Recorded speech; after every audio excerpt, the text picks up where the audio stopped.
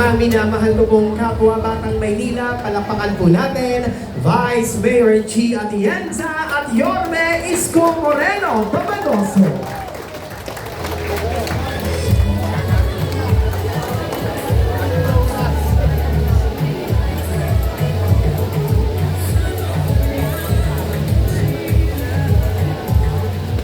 At sa pagkakataon pong ito, tayo po muna ay dadako sa ating pong final blessing na pangungunahan po ni Father Lipon Rosario of Santo Niño de Pandacan Parish. Kasunod po ang ating pambansang awit at awit ng Maynila.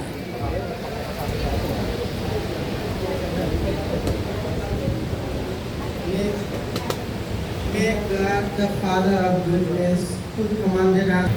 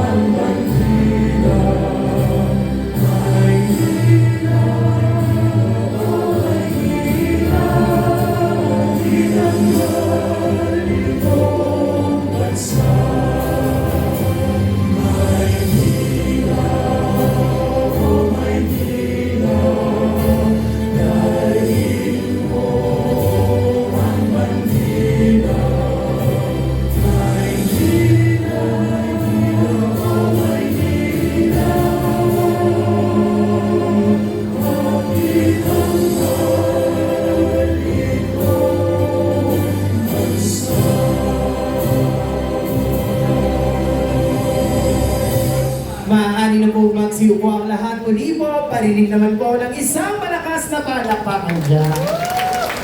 Isang magandang araw po sa lahat ng kapwa ko Batang Maynila at maligayang pagdating po sa bawat isa na naririto ngayon upang saksihan ang pagpapasinaya ng ating bagong Isidro Mendoza Mega Health Center bilang bahagi po ng ating programa ng ating minamahal na lungsod.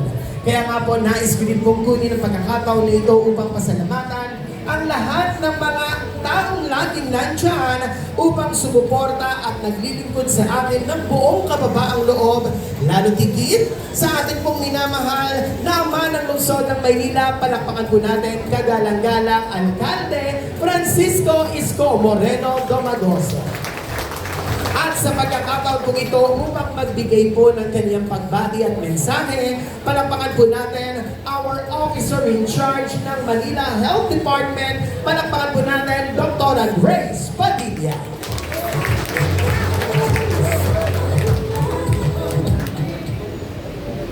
Sa ating kagalang-galang na Mayor Francisco Isko Moreno Domagoso, sa ating Vice Mayor Angela Leiji Atienza, sa ating physician in charge, Dr. Benedicto, sa ating kagalang-galang na councilors ng District 6, sa mga department heads na nandito, Engineer Andres, Engineer Sada, aking district health officers na full support na mula Distrito 1 hanggang District 6, wala silang choice.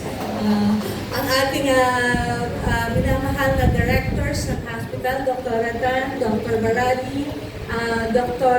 Paz Corrales, ang ating consultant sa Manila. Wala rin po kayong choice, ma'am. And then ating representative from the DOH, Ms. Michelle Tagakay. At sa aking mga kababayan, Chairman, hello po, kagawad, mga sekretary, mga kababayan at kapamayanan ko dito sa Pandakan. Isa pong mapagpalang hapon sa inyong lahat. Medyo mainit po, talagang mainit po ang hapon natin ngayon.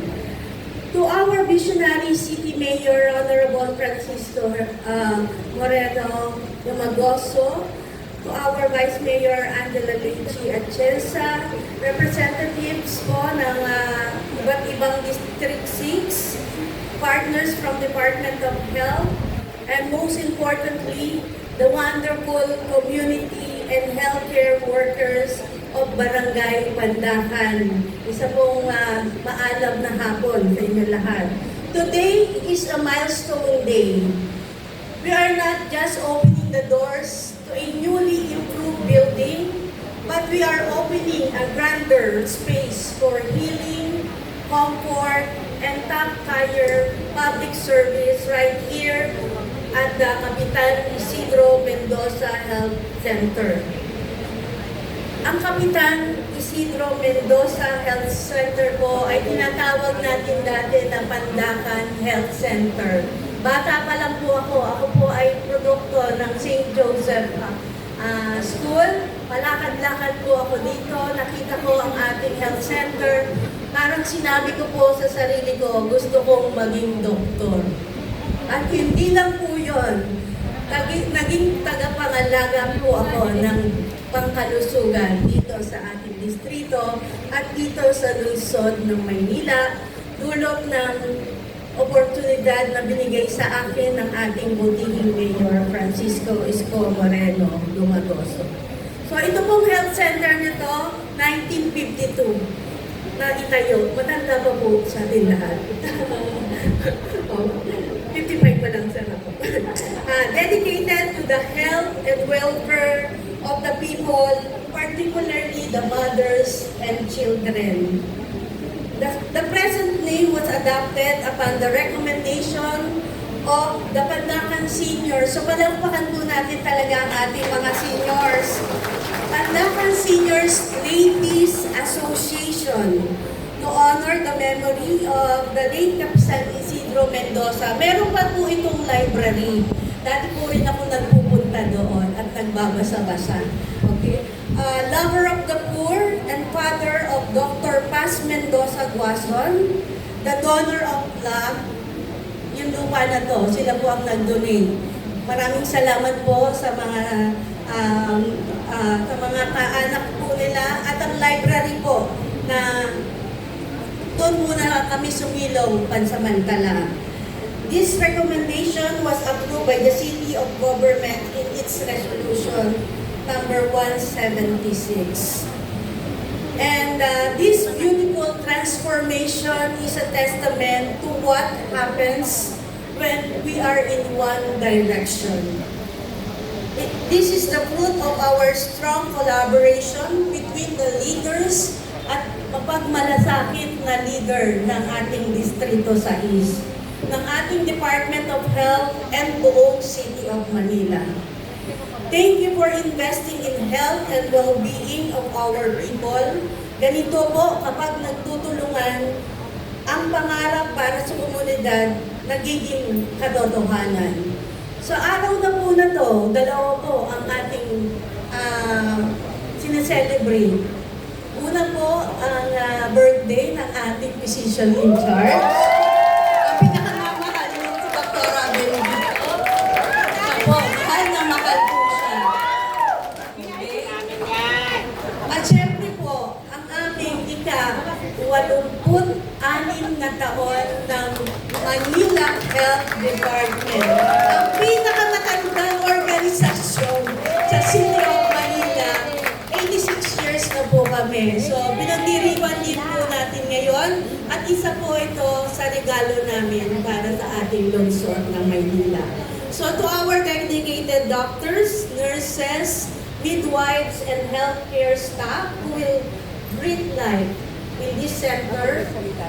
You now have a facility that matches our excellence of our service. And to the residents po ng Pandakan, shout out po si Miss Manila ay galing po sa Pandakan. Pinagmamalaki po natin po siya. Congratulations po, Miss Pandakan. And to the residents of District 6, this is your health home. We are promised to care for you here with dignity, warmth, and quality health care you truly deserve. May this health center stand as a beacon of hope and a reminder that the city of Manila, your health is always our topmost priority. Congratulations everyone and welcome to your new Kapitan Isidro Mendoza Health Center. Maraming salamat po at magandang hapon po kayo. Maraming salamat po, our officer in charge of Manila Health Department. Muli po, palakpakan po natin, Dr. Grace Padilla. At sa pagkakataon po ito upang ibigay ang kaniyang pagbati at pagpapakilala sa ating punong lungsod, palakpakan po natin ang ating pangalawang punong lungsod, kagalang-galang Vice Alcalde, Angela Lei G. Atienza. Magandang araw sa inyong lahat. Ano ba? Gabi na ba? O hapon pa? Sa totoo lang, pagkasama si Yorme, hindi mo na alam kung umaga o hapon o gabi. Basta tuloy-tuloy lang ang trabaho. Kaya palakpakan natin ang ating napakasipag at napakagaling na alkalde si Yorme Sobrano Magoso. At palakpakan din po natin ang lahat ng natin sa inyong harapan na gumawa ng paraan para may sa katuparan nito. And together with DPWH, who collaborated in making this possible, palakpakan din natin ito. I'll be honest with you, madali po ang aking trabaho dito dahil sa lahat ng plano ng ating alkalde, yan din po ang plano ng aking puso. Kaya together with the councilors right in front of me, hindi rin po sila natutulog para siguraduhin na ang 13th City Council ay tatayo para sa plano ng ating alkalde. Kaya palakpakan din po natin sila. Nandito lang naman ako para ipakilala ang isang tao na alam ko namang kilala na. Pero gusto ko mag-share ng a little something personal on my end na nakita ko at narinig ko mula sa ating alkalde. At talaga naman para sa kanya, ang mga ginagawa niya dito sa Maynila, lalo-lalo sa administrasyong ito, ay palaganapin ng mga bagay na hindi niya nakamtan at naramdaman nung siya ay bata pa. At isa po dyan ay ang paggawa at para maging mas maayos at gumagana ang mga health centers dito sa ating lungsod. Ang dami na pong nag-groundbreak at kanina lang sinismis niya sa akin, marami pang nag-groundbreak at marami pang aayusin ng mga patay na health centers dito sa Maynila. Kaya masasabi ko ang ating alkalde, kayang bumuhay ng patay. Dahil kaya niyang buhayin lahat ng health centers. Para sa ganon, hindi niyo natawag na mga namamatay ang mga taong pumupunta sa health center dahil nabubuhay na ang lahat. O diba, may milagro pang nangyayari minsan dahil nabubuhay sila. But nevertheless, anyway, nandito lang ako para ibigay ang mikropono sa ating regalo ng Panginoon sa Maynila. Talagang we have to be proud of this dahil kaya nagawa ang maraming bagay through 1 year, that anniversary na po natin. Magbibigay ko na po ang ating mikropono sa ating magaling na alkalde na si Yorme Isko Moreno.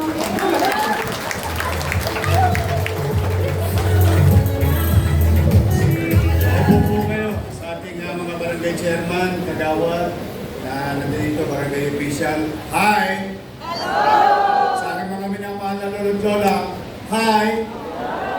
I love you. Excited ako sa mga senior citizen ng Pandakan.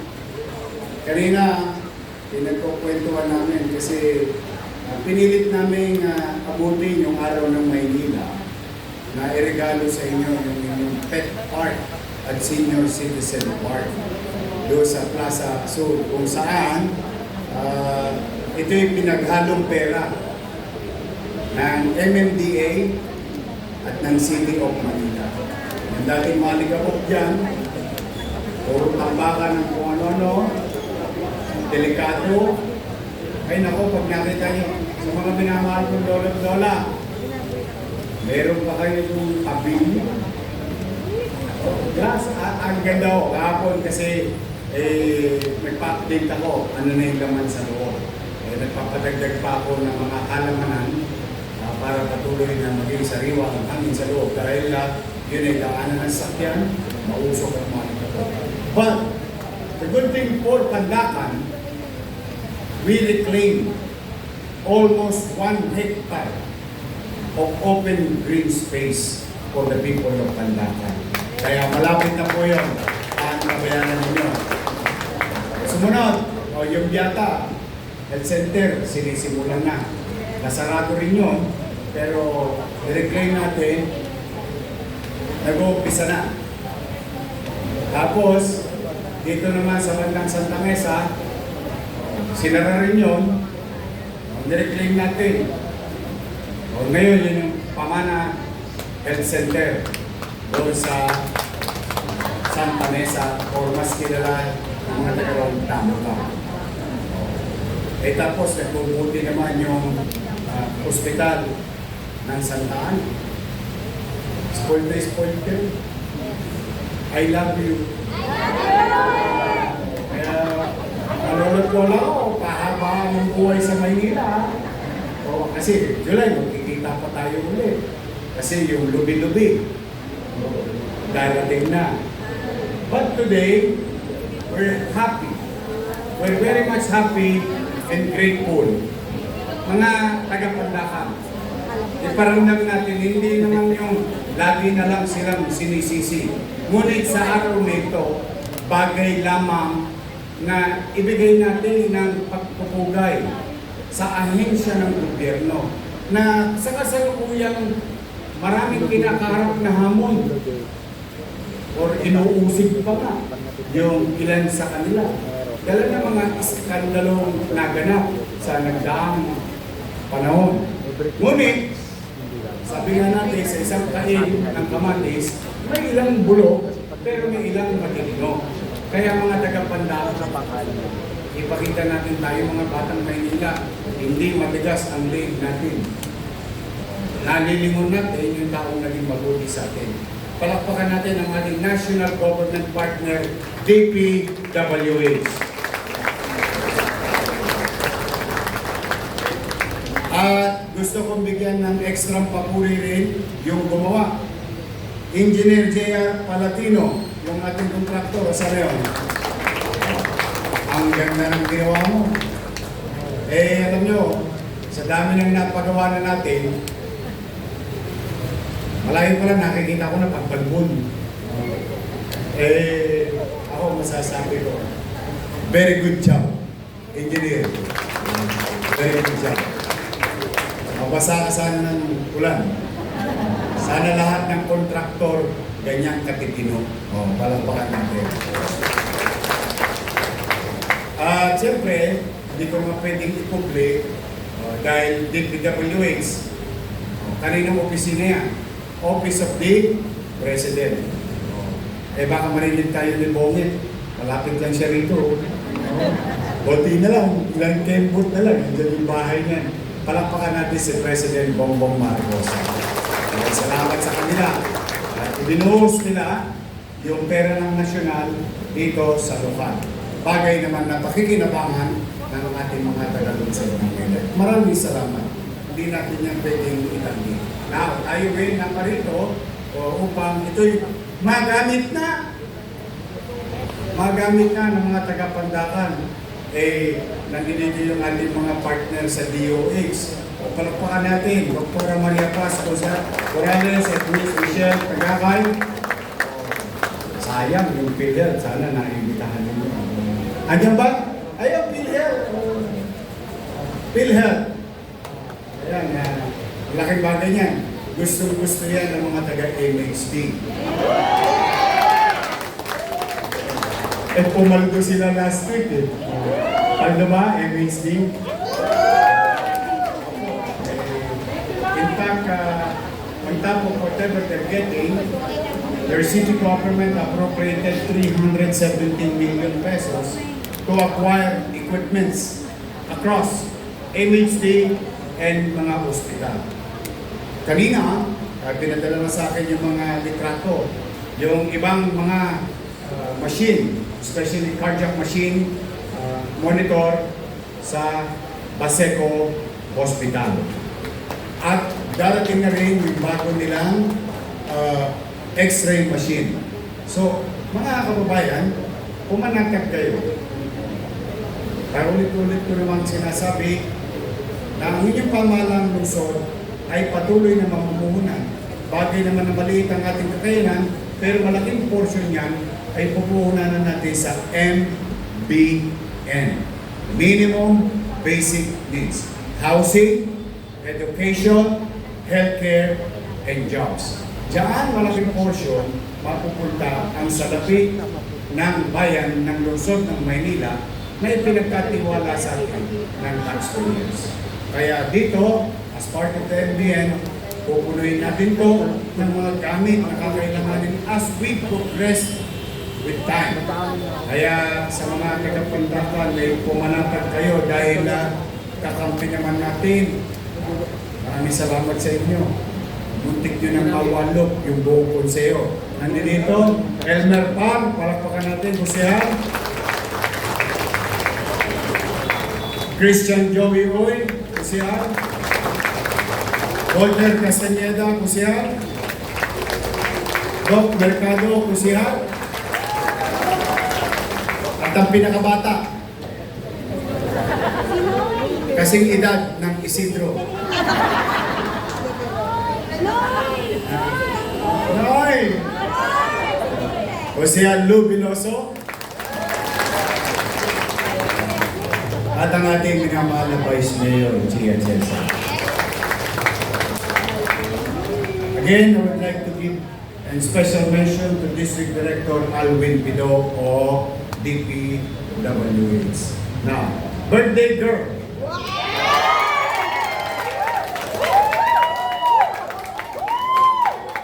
Paldo yan last week, baka naman.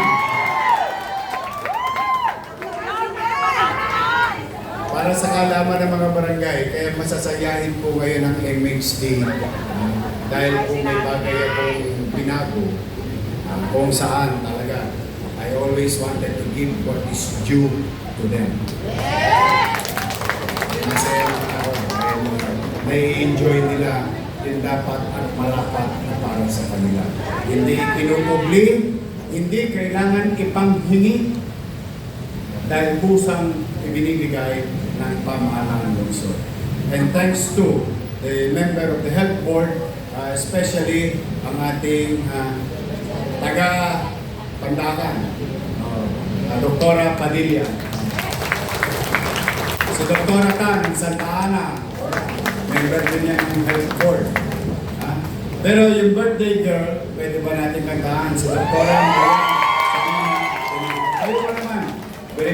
Beri mo, inauguration, birthday mo. So, hindi mo na anniversary pa ng MHD. Eh baka naman. Masyadong kulitan namin yan. Sabay-sabay tayo. Dan, dalan, dan, dan. Happy birthday to you. Happy birthday to you. Butas na happy birthday yun. Ganda-ganda. Happy birthday. Happy birthday. Happy birthday to you. At maraming salamat kay Engineer Andres. Pakpakan natin si Engineer. So muli, mga nanay-tatay ko, mga barangay chairman, mga kagawad, secretary treasurer, maraming salamat at hindi kayo natigil kung Sabado sa ating clean-up day. Thank you very much sa inyo. Nakita nyo naman, hindi na maaliwala sa ang lungsod. Hindi naman namin nagagawa yun ng kamila. Napakaking bagay na kapag ang barangay talaga is in synchrony with the city policy. You know, Manila is a very old city. In fact, it's the other way around. I'm proud of it. While we're old, we have a lot of story. We have a lot of history. That's why we wanted to call it Manila, My Manila. Because Manila is everyone's Manila. Kahit hindi taga Manila, may karanasan sa Manila. May bahagi ng buhay nila na nangyari sa Manila. Kita niyo ito. Tayo, ipinasa sa atin ng sulok. 1952, pamahalang lungsod, organisasyon, individual, nagkaisa, karoon tayo ng health center. Ngayon, bago at magagamit, maliwalas. In fact, gusto kong ipalam sa inyo, medyo mukhang lamang kayo sa Kenya. Kung bagay sa Saranggola, may kabig ng konti sa inyo. Ito po, yung isang building dyan ay magiging bahay ng central storage ng ating medisina sa buong Maynila. For MHD use. Eh, siyempre, bago lumabas yan, may toll gate sa baba. Eh, certain ninyo. Masaya ako para sa inyo.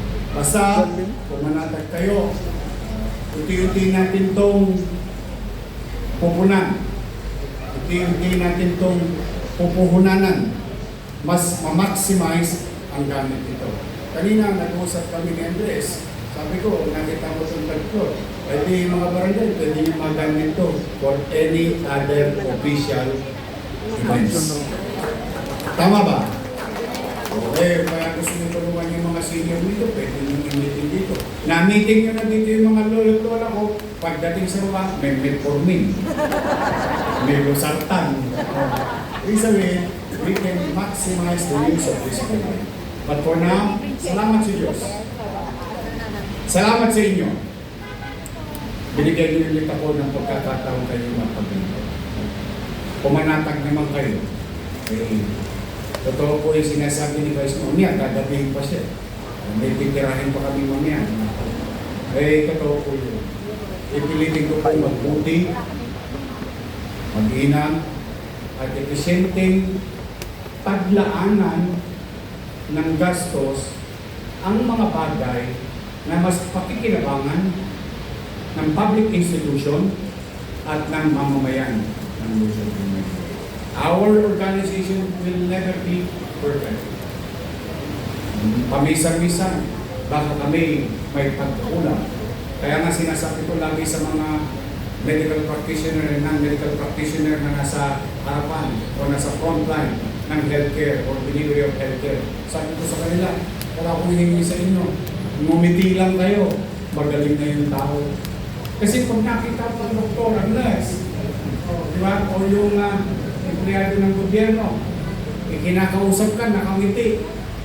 O di ba parang bang gumaling ka na, nararamdaman niya na pinagpamalas sa akin. Kahit na tayo pamisa-misa tinutulong. Ayun po, pero tayo, Niyawan Diyos. Nakaraos nga tayo. Another 365 days.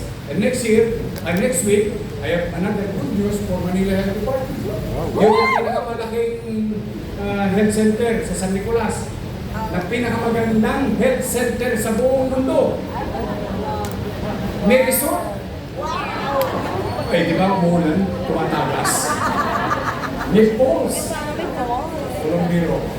I'm really happy with this next 6 medical frontliners natin. Hindi kayo nag-destino doon. Doon, may kamamatay mo doon. Talagang, kung Diyos po Santo, nagbibigay ka ng delivery of healthcare, pero ikaw yung namamatay. Sa kama, sa ulan, and so on and so on. Binuksan ko yung pintuan. Sumama. Wala pong biro. Sumano kayo? How can we live in luxury if we don't attend to basic? Bakit tayo magiging marami? Ito yung maliliit na bagay. Hindi natin pinupuhunan na. Hindi natin binibigyan ng attention. Di ba? But next week, nakita ko na yung finished product, magugulat na naman ang DOH. Wow. Sasabihin naman, wow, hospital na to sa probinsya. Opo, ganun po ang ating mga gagawin. At may 4 pa tayong gagawin na na-aprobahan na rin ng ating partner sa DOH. Tapos, yung isa nyo doon, sa bagong barangay, o someday, titirahin ko rin yun. Nakalatag lang yun. everything will be put into order, everything will be put into maximizing space and modernizing our facility. Para na sa ganoon, yung aking mga direktor sa ospital, hindi na masyadong sumakit ang ulo. Because if we are efficient in the primary health care in the community, less foot traffic in our hospital. Sabihin, hindi na lang sila. Kung dito pa lamang ay nakakamit na nila ibang bagay, ay hindi na yung pupunta sa iba't iba nating hospital. And it would be better environment, working environment, para sa ating mga hospital. Plus, the primary healthcare facility is being revived. Ang dami po kasi sinara na health center. Being revived, being modernized, and being equipped. Yan po ang ating gagawin sa mga darating. Though binawa ng Diyos, bigyan tayo ng kakayanan. Alam niyo, pera lang ang kulang sa atin. Ang pangarap natin, wagas. 1-2. 1-2 sawa. Kaya lang, wala talagang tsape. Kaya pinagpapiyahit-piyahit ko. Pero, one way or another, kita niyo magkakasama tayo nito. Kung tagal natin ganito, natapos din. Sa awa ng Diyos. I'm happy for the health workers, the non-medical workers of this facility. Go to be of service to the people of Pandacan. Yakapin niyo sila ng may taos-pusong pagmamalasakit sa bawat magiging future client natin sa pasilidad na ito. So muli, sa inyo lahat, Dr. Benedicto, good luck. Happy birthday. And rest assured that your City Health Board will address your immediate future needs for our equipment.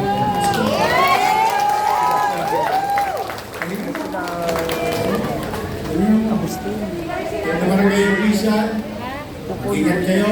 Again, maraming salamat sa pakikiisa ninyo sa pamahalaan ng Diyos.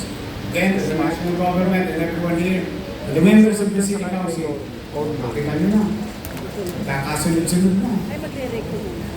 Ayun yung mga pinakikiusap ko lagi sa inyo. Maraming salamat sa inyo mga usap. Muli, maraming salamat at pagpalain nawa kayo ng buong may kapal. Manila! Thank you.